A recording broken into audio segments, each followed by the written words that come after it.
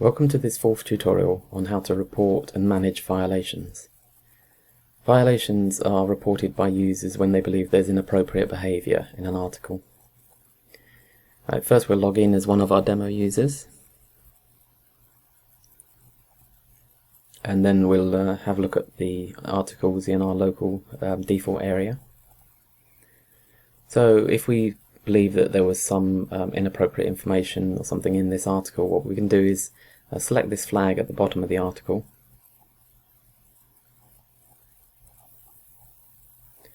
and then we provide some information about why we believe the article was in violation. Please note the text above. We don't want anybody reporting violations maliciously, so please only report something if you believe that there is a valid reason why there's a problem with an article. Okay, so once we've reported the violation, we then go back to look at the article, and what you'll notice is there's a number 1 at the bottom here in red.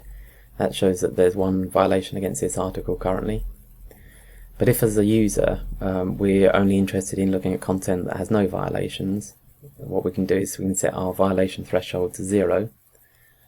Obviously you can set it to any value you want, so you might be prepared to look at some articles that have been flagged as violations by some users, but in this case what we'll do is we'll set it to 0, so that this has filtered out that article because it had a violation reported against it.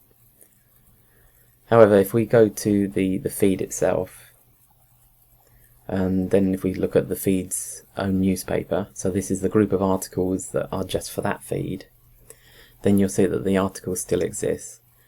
This is because it's the administrator of that feed's responsibility to make sure that articles on that feed are valid and correct. They will still be able to look at the violations that have been reported against their articles and take into account the user's comments and potentially update the articles. But it doesn't actually hide those articles from the users looking at the feed's paper. And here you see the list of violations reported against the article. And if you're the user that's reported the violation, you'll also have the option to be able to delete the violation. You may consider doing this if the administrator has taken your comments into account and updated the article.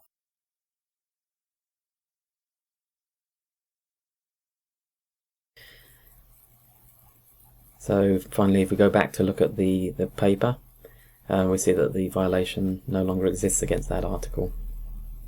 Okay, thank you for watching.